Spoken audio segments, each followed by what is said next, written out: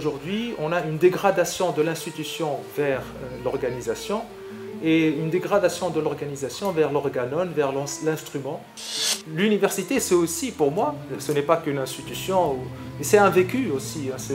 C'est beaucoup de frustration, c'est beaucoup de ressentiment, c'est un sentiment d'abandon aussi.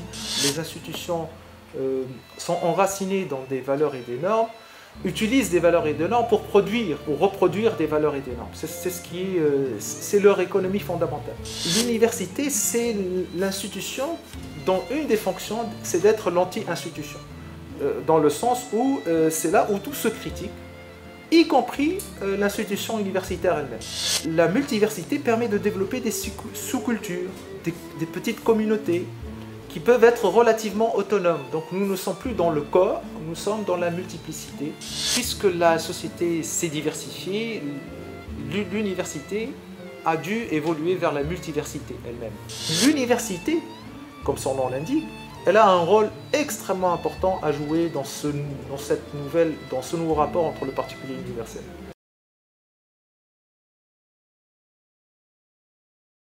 شكرا سي أبو بكر على هذه المداخلة التي أوضحت أن الجامعة التونسية فيها مشاكل قانونية ومسائل ترتيبية معناها وصلت إلى حد عدم الاعتراف بالشهائد أو حتى أن هذه الشهائد معناها لا يوجد لها سند قانوني وهو أمر خطير جدا في انتظار أن نعمق النقاش في هذه المسألة ويفتح الحوار مع الأوساط الرسمية في هذا المجال. سي كريم بالكحلة حول يونيفرسيتي ملتيفرسيتي تكنوفرسيتي وسي كريم معناها أستاذ تعليم عالي في جامعة منوبة اختصاص إدارة جيستيون إذا اختصاص تصرف. تفضل. شكرا بارك الله فيك.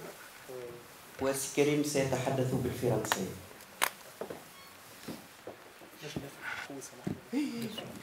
سامحني. شكرا. صباح الخير. بارك الله فيكم. Merci de m'avoir invité. Bon, au début, il y avait une intuition, c'était une intuition suite aux élections, à la période des élections des responsables des établissements universitaires. Donc, j'ai balancé comme ça un titre qui رودي quelque part. بعد ندمت قلت وحلت قلت باش نقول معناتها يونيفرسيتي ملتيفرسيتي وفي الاخر معناتها البارح في الليل وليت نقول شنو اللي مش نقول شنو اللي مانيش باش نقول بلوتو شنو اللي مش نقول بعد وليت نقول شنو اللي مانيش باش نقول parce que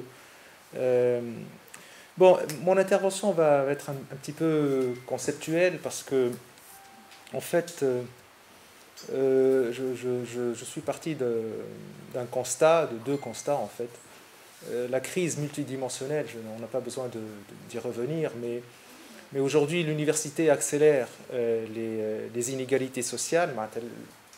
Une des raisons, une des causes de l'aggravation des inégalités sociales en Tunisie et se trouve à l'université alors qu'on pensait que c'était un ascenseur social. L'université amplifie les frustrations sociales. L'université, comme je l'ai écrit dans un article il y a quelque temps, l'université tunisienne est aujourd'hui en manque d'universitaires. C'est une université sans universitaires quasiment, sans universalité et sans intelligence, ni de son époque, ni de son environnement, de son milieu le plus immédiat. Et lors des dernières élections, j'ai vu une certaine conception de l'université qui s'est imposée, l'université en tant qu'entreprise. En tant que gestionnaire, ça aurait pu faire mon bonheur à la limite, puisque moi, modestement, j'essaie de comprendre comment fonctionnent les entreprises et que mes collègues se mettent à croire que leur université est une entreprise parmi d'autres. Pour moi, ça aurait pu être du pain béni. Voilà, tout le monde parle de la qualité, tout le monde parle de comment vendre nos diplômés, etc. Donc cette conception, ce paradigme de l'université qui s'est imposé, et paradoxalement c'est au moment où on vit en quelque sorte une certaine démocratisation de notre université que s'impose cette vision mercantile de l'université, cette vision de ce paradigme de l'université entreprise. je trouve ça très, très paradoxal. En même temps, nous vivons quelque chose qui ressemble à une démocratie universitaire, mais cette démocratie conduit à une vision, à réduire l'université à une entreprise. Encore une fois, moi étant gestionnaire, je prétends un peu comprendre un tout petit peu, ou essayer de comprendre en tout cas comment fonctionnent les entreprises. Ça aurait pu me rassurer, sauf qu'en réalité, ce n'est pas du tout rassurant. Donc la question, c'est qu'est-ce que l'université? Je crois que souvent on veut gérer l'université alors qu'on ne se pose pas la question la plus fondamentale, c'est qu'est-ce que cette université qu'on veut gérer? Est-ce que c'est une entreprise comme les autres? Est-ce que c'est un enseignement postsecondaire? Est-ce que c'est une formation pré-emploi? Donc on est entre un entre-deux, hein, l'après-secondaire et le pré-emploi. Bref, il y a une crise, non seulement une crise de gestion, et nous avons vous savez, toute une rhétorique, je vais y revenir, la stratégie, la gouvernance, la qualité, une novlangue que des responsables de différentes disciplines utilisent sans vraiment comprendre de quoi ils parlent, parce que gouvernance, il faut savoir qu'il y a des revues spécialisées en gouvernance, stratégie encore plus, organisation, qualité. Donc vous avez, il y a une crise de gestion, mais il y a aussi une crise d'identité et de l'idée même d'université. Donc je me propose, j'espère ne pas être trop pédant ni trop théorique, de vous reparler de qu'est-ce que l'université, parce que je crois que pour répondre à la question de cette rencontre, est-ce que nous avons une université, encore faut-il s'arrêter encore une fois sur une question vieille mais qui reste d'actualité. Donc qu'est-ce que l'université? C'est probablement ça ma proposition la plus enfin, modestement, la proposition que j'aimerais partager avec vous, c'est que l'université est à la fois une institution, une organisation et un instrument.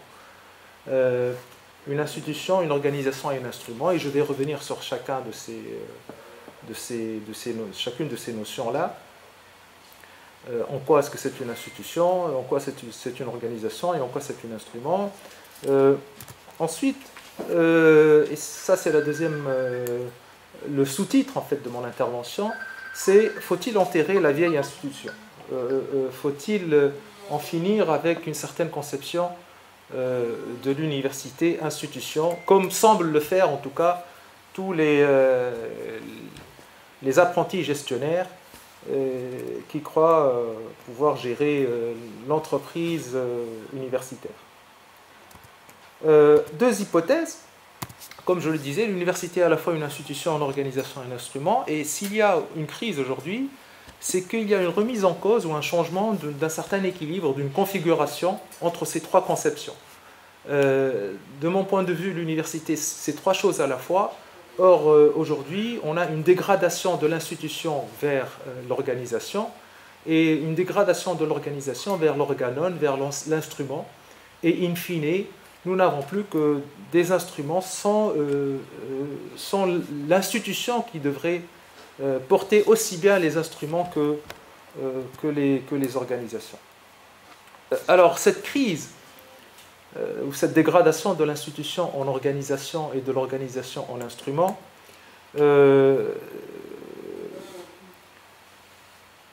fait en sorte, en tout cas en ce qui me concerne, que l'université, c'est aussi, pour moi, ce n'est pas qu'une institution, mais c'est un vécu aussi. Hein, c'est beaucoup de frustration, c'est beaucoup de ressentiment, c'est un sentiment d'abandon aussi. Donc, il ne s'agit pas de faire de la théorie théorisante. Ce décalage entre l'institution, l'organisation et l'instrument est aussi source de frustration. Et c'est probablement une des difficultés les plus importantes. Quand un universitaire parle de son université, comment prendre du recul pour analyser objectivement et se détacher de tout ce rapport. Vous savez, nous vivons, nous sommes des universitaires. Comment parler de l'université objectivement? Et c'est probablement ce que nous reproche aussi la société. On vous dit, vous constituez une corporation, donc vous avez tendance à défendre l'indéfendable, et puis l'université doit évoluer, comme et nous devons avoir l'UFTAM au nom de l'innovation. Donc ça participe aussi à une forme d'incompréhension, voilà, et de frustration. Qu'est-ce que l'université? D'où venons-nous? Alors bon, je ne vais pas, vous savez tous, l'université, ce n'est pas très important. Je vais passer sur tout ça parce qu'on n'a pas le temps. Je crois que ce n'est pas le plus important. L'institution. Alors je mets deux auteurs importants, Karl Jaspers, deux philosophes. Je reviens à leur définition de l'université. Jaspers qui définit l'université, qui nous présente l'université en tant qu'institution dédiée à la passion du vouloir savoir, la notion nietzschéenne du vouloir. Donc c'est l'institution dédiée à la passion du vouloir savoir. Elle incarne la vie de l'esprit. C'est le lieu où la société et l'État permettent le déploiement de la conscience la plus aiguë de l'époque. Un autre philosophe important, plus proche de nous, Derrida, dans son livre « L'université sans condition », présente l'université comme faisant foi. L'université fait profession de la vérité. Elle déclare et promet un engagement sans limite envers la vérité. Elle devrait rester un ultime lieu de résistance critique, et plus que critique, à tous les pouvoirs d'appropriation dogmatique et injuste. Pour lui, l'université, c'est le lieu dans lequel rien n'est à l'abri du questionnement, pas même la figure actuelle et déterminée de la démocratie, pas même l'idée traditionnelle de critique. Voilà, donc deux auteurs, deux philosophes, de deux époques, enfin du XXe siècle, qui centrent l'université sur l'institution et sur la vérité. Donc qu'est-ce qu'une institution? Bon, là aussi, pour les sociologues ou les économistes dans la salle, je pense que la question peut sembler être évidente, mais il faut rappeler ce qu'est une institution pour comprendre aussi la différence entre une institution et une simple, entre guillemets, organisation. L'institution, pour les économistes, c'est des règles du jeu. C'est des règles formelles ou informelles. Alors pour rester dans la métaphore du jeu, je vous dirais que l'institution, c'est les règles du jeu, les joueurs, ce sont les organisations, et le ballon, c'est l'instrument. Voilà. Donc, et vous voyez comment, quand je dis qu'il y a une dégradation de l'institution vers l'instrument, on est passé de la règle du jeu à la question des acteurs, et enfin, maintenant, la question, c'est comment avoir un ballon, et on s'en fout du reste. Donc, les institutions sont des organisations réelles ou symboliques qui durent dans le temps, utilisent et mobilisent des valeurs et des normes pour produire des valeurs et des normes. Il y a une économie des valeurs et des normes. Les institutions sont enracinées dans des valeurs et des normes, utilisent des valeurs et des normes pour produire ou reproduire des valeurs et des normes. C'est leur économie fondamentale. Elles sont relativement stables, organisent les organisations, donnent du sens et contribuent à la définition de l'être individuel et collectif. Trois principales caractéristiques des institutions. Les institutions ne sont pas des organisations ordinaires ou comme les autres. Elles sont des systèmes qui forment système ou configuration avec une cohérence interne et externe. Elles remplissent des fonctions et répondent à des besoins structurels et structurants, plutôt qu'à un objectif conscient et contingent aux moyens et au contexte. Elles ont une prééminence, une sorte de pouvoir légitime qui fait en sorte que la communauté et les individus acceptent de leur dédier des moyens sans calculer.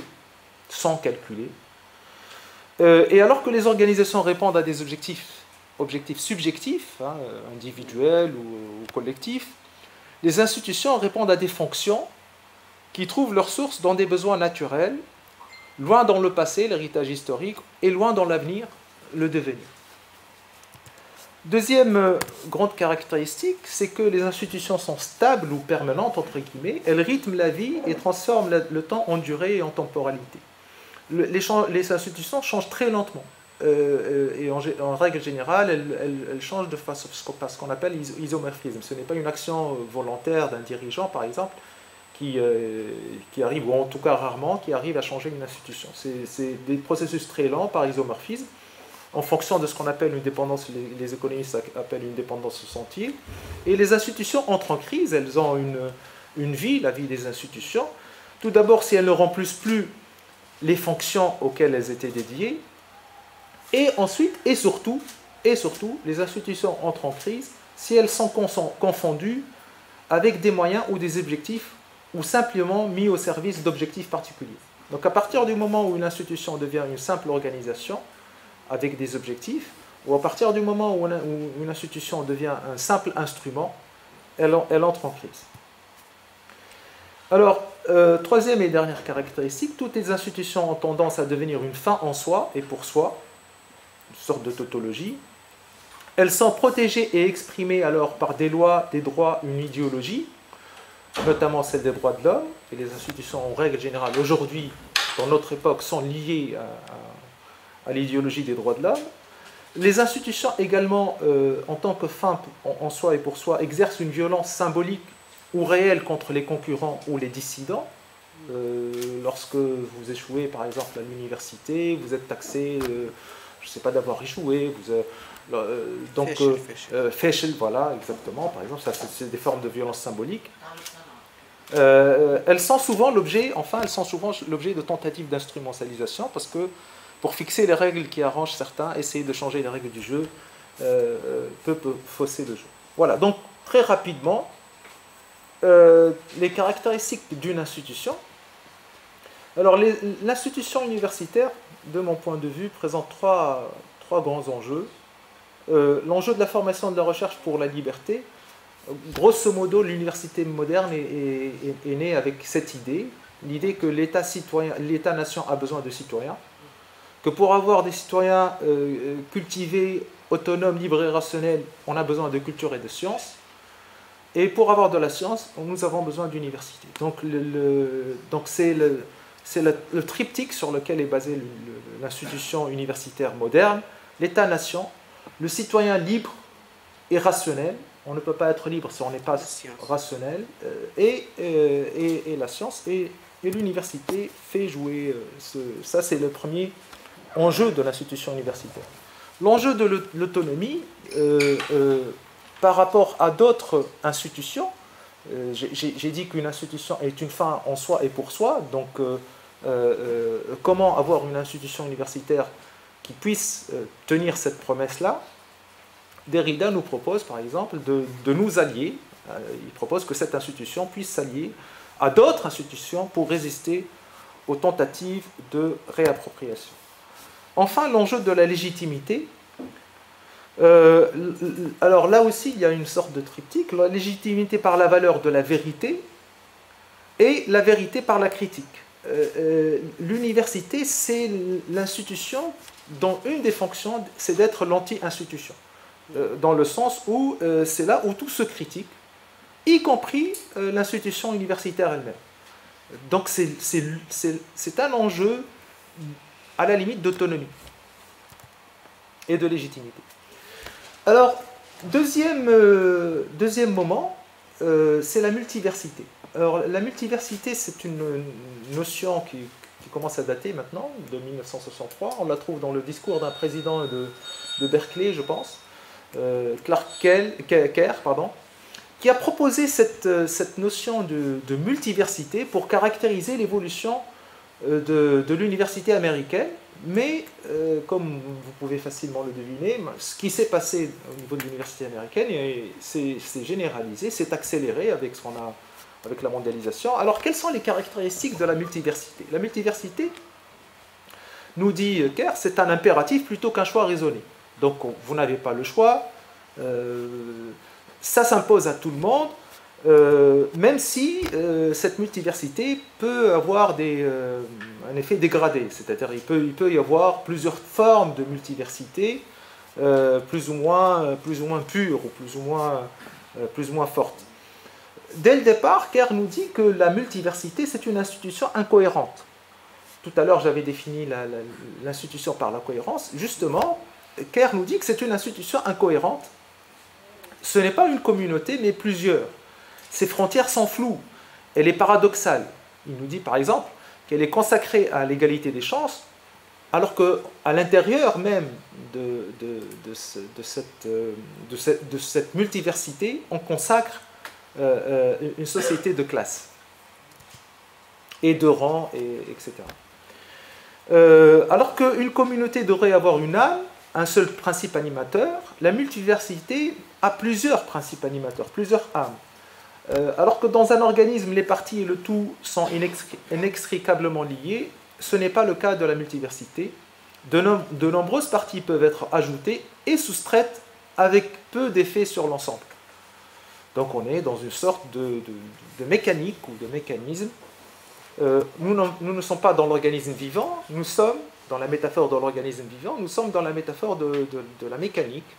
Donc on peut rajouter ou enlever, on peut avoir une ingénierie en quelque sorte, alors que cette ingénierie, en tout cas dans le vivant que nous connaissons, n'était pas possible, même si aujourd'hui l'ingénierie du vivant se pose en de nouveaux termes avec le transhumanisme.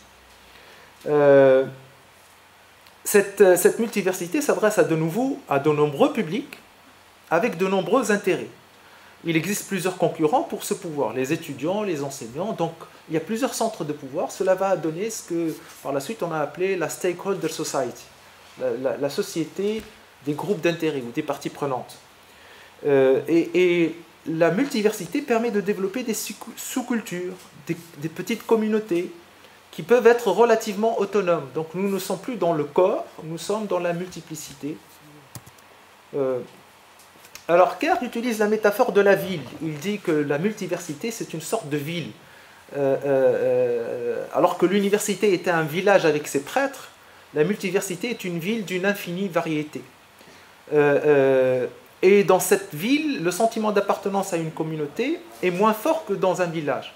Mais il y a moins de sentiments d'enfermement. Donc il y a moins de sentiments d'appartenance, mais plus de liberté, puisqu'on peut être mobile.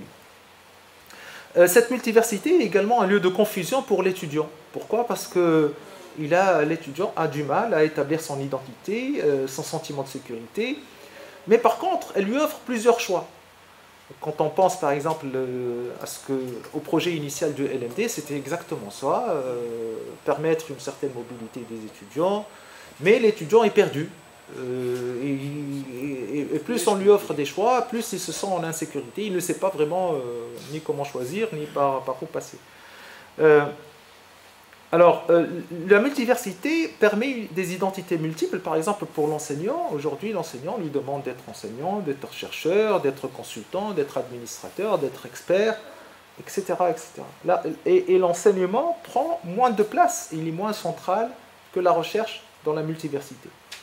Enfin, pour le responsable de la multiversité, le président d'une multiversité, le président, les décideurs doivent être des leaders, des managers, et surtout des médiateurs. Et surtout, la capacité ou la compétence fondamentale, c'est celle de médiatiser ces différents groupes d'intérêts ou parties prenantes. Alors, Kerr nous dit également que par nature, la multiversité serait une institution conservatrice. Pourquoi? Parce qu'il y a plusieurs groupes d'intérêts et qui ont un intérêt légitime pour le statu quo, avec une sorte de droit de veto. Trouver cet équilibre entre différentes parties prenantes, un équilibre politique entre différentes parties prenantes, fait en sorte que cette multiversité soit conservatrice. Elle est davantage basée sur le conflit, sur l'interaction, alors que l'université moniste est davantage basée sur l'unité et l'intégration. Enfin, d'où vient la multiversité? Kerr nous dit qu'elle vient du pluralisme, des classes moyennes en tout cas américaines, et de la diversité de la société environnante. Donc, puisque la société s'est diversifiée, l'université a dû évoluer vers la multiversité elle-même. Alors, défi de l'organisation multiversitaire, comme je vous ai dit, l'organisation multiversitaire considère que l'université, entre guillemets, ou la multiversité, est un ensemble de parties prenantes dont la finalité est de satisfaire ces parties prenantes et de trouver une convergence des intérêts entre les différentes parties prenantes. Alors, les parties prenantes, c'est qui? C'est l'administration, c'est les enseignants, c'est les étudiants, c'est l'environnement, c'est les entreprises, c'est les différents corps d'enseignants, c'est les différentes catégories d'étudiants, c'est les différentes disciplines. Donc, on peut faire ce que les gestionnaires appellent une cartographie des parties prenantes. Et il faut reconnaître ces parties prenantes, il faut reconnaître les intérêts et faire en sorte de trouver une convergence.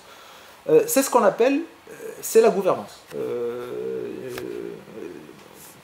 Bon, pour aller rapidement, la gouvernance c'est pas le management, c'est pas du tout la même chose, mais le défi de la bonne gouvernance, rapidement, la bonne gouvernance serait la meilleure façon de manager, entre guillemets, l'exercice du pouvoir, les relations de pouvoir en termes de concurrence et de coopération, afin de veiller à la reconnaissance, le mot est très important, la reconnaissance, le respect et à la convergence des intérêts des partenaires de l'université, des parties prenantes, de façon à ce qu'aucun groupe d'intérêts ne se désiste, aucun ne sorte du jeu, en quelque sorte, personne ne soit dans la posture de exit. Hirschman disait que dans l'action collective, il y a trois possibilités. Voice, exit ou maintenant ça m'échappe. En tout cas, la posture d'exit, c'est ce qu'il faut éviter. Il faut que tous les groupes d'intérêt, quelque part, trouvent leur intérêt pour que le jeu continue. Donc veiller à la reconnaissance, au respect, à la convergence des intérêts, éviter l'opportunisme, les abus et les dérives et les mauvais choix de la part des dirigeants et de tous les partenaires. Ça peut être des mauvais choix involontaires, une mauvaise gestion, ou aussi des dérives ou des abus tels que la corruption, ou tels que la violence, ou tels que l'exclusion. Tout cela en vue de produire de la confiance entre les parties prenantes. Donc voilà comment fonctionne une multiversité. Alors, mais l'université est également, en tout cas de mon point de vue, un instrument. Donc c'est une institution, c'est une organisation reflétée par la multiversité, c'est aussi un instrument ou un organone. Nous sommes ici dans le registre de la technique, de la fabrication ou de l'action efficace, plutôt que de l'épistémé. La connaissance n'est pas... La vocation première de la connaissance n'est pas de comprendre, mais de prévoir et d'agir, de fournir des instruments, des techniques pour influencer et pour changer les choses, le cours des choses. Donc on demande au savoir, à la connaissance, non pas de comprendre ou d'expliquer de façon classique, mais de changer, d'avoir un savoir utile. Et ça crée des disciplines hiérarchisées en fonction justement de leur utilité. Il y a des disciplines qui sont plus utiles que d'autres. À quoi sert, question que les philosophes se posent à eux-mêmes, tout d'abord, à quoi servent les philosophes? Est-ce que c'est rentable de faire de la philosophie? On peut calculer. Et puis pour un bon gestionnaire, un bon président d'université qui serait un bon gestionnaire, une fois qu'il aurait son autonomie, il ferait un petit calcul. C'est relativement simple. Des gestionnaires seront là éventuellement pour lui donner les bases de données. Et on découvrira que certaines disciplines sont beaucoup moins utiles que d'autres, et que d'autres, ça ne vaut pas la peine de s'y investir. Donc, la rationalité économique et technique est dominante, avec une transposition du vocabulaire du management, les techniques de ce qu'on appelle le New Public Management. Bon, je ne vais pas vous casser les oreilles avec toutes les techniques de New Public Management. Il y a des manuels et des livres. Et d'ailleurs, tous ceux qui sont dans ce paradigme de l'université instrument devraient sérieusement, puisque pour être ne serait-ce que cohérent avec eux-mêmes, prendre le temps d'ouvrir un ouvrage sérieux ou une revue sérieuse de qualité, par exemple, et ne pas s'arrêter à des magazines quand si on est dans ce paradigme-là. Alors, l'université est un instrument pour beaucoup de choses, en fait. Tout d'abord, l'université a été un instrument pour la construction de l'État-nation. Et d'ailleurs, la crise de l'université aujourd'hui est probablement, de l'université en tant qu'instrument, elle est probablement liée à la crise de l'État-nation, ou encore la crise de l'État-nation est en train d'accélérer la crise de l'université. L'université est un instrument aussi, nous dit-on, pour résoudre les problèmes de la société. Là aussi, il y a beaucoup à boire et à manger. Résoudre les problèmes de la société. Moi, je viens d'une discipline, l'économie et la gestion. où j'ai l'impression qu'on ne résout pas vraiment les problèmes de la société dans laquelle nous vivons. Au contraire, nous fabriquons des étudiants parfaitement aliénés, parfaitement déracinés, parfaitement... c'est extraordinaire. Je pourrais y revenir. J'ai des exemples très précis. C'est extraordinaire. D'aliénation, c'est de quoi faire vraiment trembler. C'est un instrument aussi de standardisation des représentations et des compétences. En fait, on a besoin de standardiser pour un meilleur fonctionnement des marchés, pour une meilleure mise en marché, parce que quand vous avez des produits substituables, le marché fonctionne de façon plus fluide. C'est un instrument aussi pour transformer les connaissances locales en connaissances universelles. La vérité devient une question de technique de vente. Enfin, la notion de post-vérité, c'est l'expression ultime, je dirais, de cette université instrument et de la connaissance en tant qu'instrument. Mais la post-vérité, in fine, c'est quoi? C'est de dire que tout dépend de vos techniques de vente. Et on revient à une notion chère aux marketeurs. Vous savez, je suis dans une école de commerce, nous avons une matière, une discipline sur un semestre, technique de vente. Donc la vérité, c'est tout simplement, serait normalement un chapitre dans ce cours de technique de vente. L'université serait aussi un instrument pour assurer la réussite personnelle et professionnelle, qui passe par la capacité de se penser soi-même, de se présenter comme un instrument. C'est-à-dire, si vous voulez avoir une réussite professionnelle et personnelle, vous devez vous-même être un bon instrument. Donc l'université instrument produit des instruments, etc., etc. Alors, défi de l'université instrument, c'est d'utiliser, comme je viens de le dire, d'utiliser des instruments pour produire d'autres instruments, avec l'apparition des multinationales de la science, avec une professionnalisation des formations, avec la recherche de l'utilité plutôt que de la vérité, et des défis d'adaptation. La question de l'adaptation est centrale dans s'adapter à son environnement, mais pas qu'à son environnement, dans le discours, dans le paradigme de l'université instrument. Il faut s'adapter aux besoins de la société et aux besoins des entreprises. On demande à l'université de vendre un service aux entreprises gratuitement. En fait, pourquoi pas? On pourrait s'adapter aux besoins des entreprises, on pourrait répondre aux besoins des entreprises, mais encore faut-il que les entreprises payent. C'est logique, parce que les entreprises, lorsqu'elles fournissent un service, elles demandent quelque chose en contrepartie. On demande l'adaptation aussi aux évolutions du savoir, aux évolutions démographiques, au nouvel esprit public néolibéral qui conduit à ce que l'université instrument fonctionne comme une entreprise, comme je l'ai dit tout à l'heure, et aussi aux nouvelles régulations mondiales, plutôt que nationales. Aujourd'hui, ce sont les organisations internationales, les rankings internationaux, les normes de certification qualité, ISO quelque chose, l'harmonisation des législations, qui créent une régulation internationale plutôt que nationale. Alors, faut-il enterrer la vieille institution? Et j'en arrive à la conclusion. Où allons-nous? Il y a trois tendances de fond. La tendance que je viens d'expliciter, de cette dégradation de l'institution vers l'instrument, qui est une des caractéristiques majeures du néolibéralisme académique, ou du capitalisme académique également, avec une diffusion, une généralisation, une hégémonie de la rationalité économique et managériale qui est appliquée partout. La gestion, elle est partout. On gère la ville, on gère la société, on gère l'État, on gère les politiques publiques, on se gère soi-même, on gère les contestations, on se gère soi-même, on gère son temps libre, on gère sa famille, on gère ses relations intimes, on gère. Offrez-vous une encyclopédie de gestion et vous aurez tous vos problèmes résolus. Mais ça, c'est l'esprit néolibéral. La gestion, elle est partout.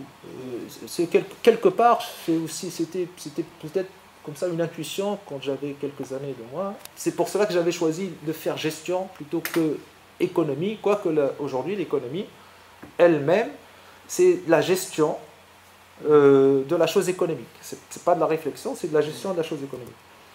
Alors, ça, c'est la première tendance de fond. La deuxième tendance de fond, c'est la demande croissante pour une reconnaissance et une dignité, Fawrat al-Karama, qui est réellement Fawra très moderne et très. Et nous sommes en train de gâcher cette chance d'avoir une révolution mondiale, al-Karama, de la dignité. Il y a une demande, une soif de dignité partout dans le monde. Le dernier livre de Fukuyama, le grand penseur de la chose politique américaine, porté sur la demande de dignité, c'est extraordinaire. D'ailleurs, il a fait un passage en Tunisie, je pense, rien que pour voir ce que signifie une révolution de la dignité. Et il a rédigé, juste après, un livre sur la dignité, la demande de dignité. Alors la demande de dignité vient, cette nouvelle demande de dignité, de reconnaissance, vient d'une nouvelle tension entre le particulier et l'universel. D'une nouvelle façon de poser la question du rapport entre le particulier et l'universel. Et l'université, comme son nom l'indique, elle a un rôle extrêmement important à jouer dans ce nouveau rapport entre le particulier et l'universel. Troisième tendance de fond, c'est la révolution numérique. Alors, avec l'effet accélérateur du Covid, le Covid a donné au numérique, je pense, ce qui lui manquait le plus, c'est une légitimité. Manette quasiment aujourd'hui, le numérique s'est imposé. Hein, alors quelques pistes sur l'université GAFAM ou Matix. Vous savez qu'il y a deux grands systèmes aujourd'hui, le système américain GAFAM, Google, etc. et le système chinois avec les grandes multinationales qui vont demain probablement, voire certainement, aspirer ou, comment dirais-je, acheter aussi, ou racheter, ou ce que vous voulez, siphonner cette université, à la fois institution, organisation et instrument. Pourquoi ? Parce qu'il fut un temps où moi-même, il y a quelques années, j'avais fait un article où je critiquais l'enseignement à distance, c'était au début de l'université virtuelle, donc il y a, je ne sais plus, 20 ans, une vingtaine d'années, j'avais écrit contre les inégalités, ou c'est passif. Aujourd'hui, il faut ouvrir les yeux. Aujourd'hui, vous avez de l'intelligence artificielle. Vous n'avez pas une vidéo où l'étudiant regarde une vidéo, où vous avez des étudiants qui peuvent être mis face à une intelligence artificielle. Elle a un comportement proactif. Proactif, même pas actif. On n'attend pas que l'étudiant réagisse. Les applications, aujourd'hui, lorsque vous écrivez un email, ils vous suggèrent ce que vous allez écrire. Ils savent comment vous pensez, à peu près. Et ça va se développer. Donc, nous ne sommes pas dans la posture passive, où l'étudiant il est passif face à l'écran. L'écran est capable d'être proactif. Et ça, c'est l'intelligence artificielle. Nous allons vers un enseignement de masse et quasi gratuit. Les campus, alors j'ai bien aimé, je pense, hein, je ne sais pas si je suis en train de trahir un secret, mais à un certain moment, il y avait l'université américaine de Tunis, qui est quelque part ici, je ne sais pas si vous connaissez. Vous savez qu'il y a une université américaine de Tunis? Okay. Un collègue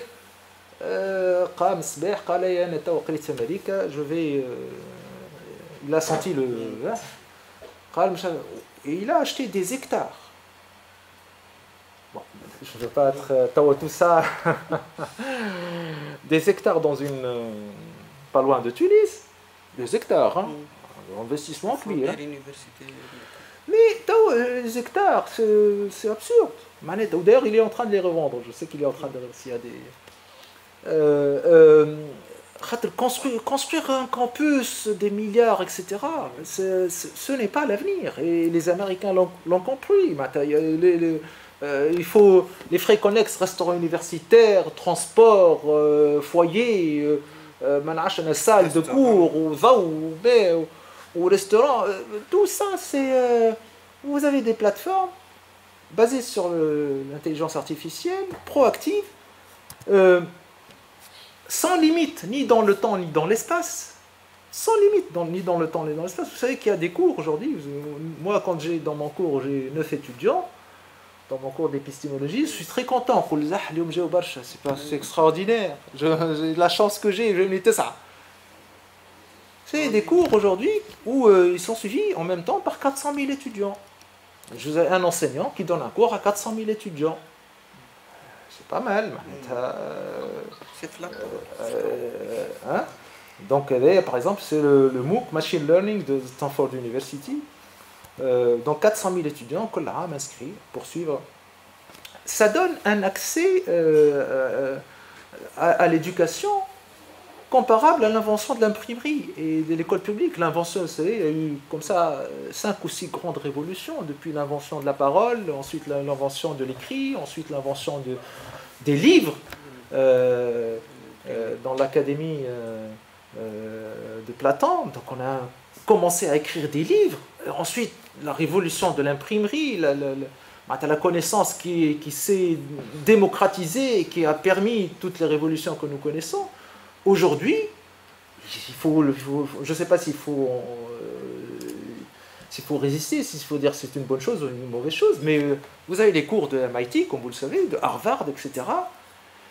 Aujourd'hui, en ligne, de façon passive, vous téléchargez, mais demain, ça va être de l'intelligence artificielle qui est derrière ça. Donc une démocratisation de l'accès au savoir qui pose d'ailleurs la question de l'élite, des élites. À un certain moment, les élites, toutes les élites dans l'histoire de l'humanité, avaient un accès privilégié au savoir, à la connaissance. Aujourd'hui, si la connaissance va se démocratiser de cette façon, qu'en sera-t-il des élites de demain?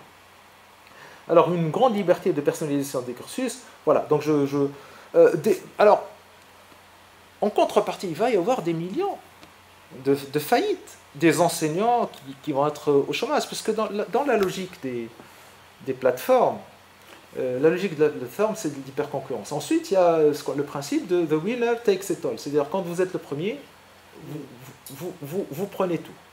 À la limite, il n'y a plus de place pour le deuxième. Et c'est pour ça que c'est de l'hyperconcurrence. Quand vous tapez sur Google, je ne sais pas, Tunisie, the winner, le premier, il l'emporte. Il n'y a pas... Voilà, quand vous allez sur les comparateurs, entre guillemets, les comparateurs de voyage, qui demain deviendront des comparateurs de cours. Aujourd'hui, vous comparez les restaurants, voilà, et demain, vous allez avoir des comparateurs de cours. Donc le premier, celui qui sera le mieux noté, écrasera tous les autres. Écrasera tous les autres. Donc il y aura de l'hyperconcurrence. Il n'y aura pas de place pour les deuxièmes. Avec de nouvelles méthodes d'évaluation, etc. Bon, les risques. Bon, 3 peut-être risques. Le capitalisme de surveillance qui émerge avec une hyper-transparence. Une capacité de réduire la connaissance à de l'information. Vous savez, on a toujours pensé que comment passer de l'information à la connaissance. Et que nous ne délivrons pas des informations, nous délivrons des connaissances. Aujourd'hui, la connaissance est mise en information. Grâce à ces plateformes, la connaissance est réduite à de l'information. Et c'est une forme de capitalisme de surveillance qui pointe à l'horizon, et c'est un risque réel. Est-ce qu'on va être au service des citoyens ou au service de l'asservissement des citoyens? Il y a une naturalisation, une nouvelle légitimation ici des nouvelles inégalités nationales et internationales, notamment de ceux qui seront incapables de s'adapter. Enfin, là, se pose la question de la souveraineté d'État-nation avec des risques sécuritaires et des risques sécuritaires graves et de nouvelles aliénations. Voilà. Je vous remercie.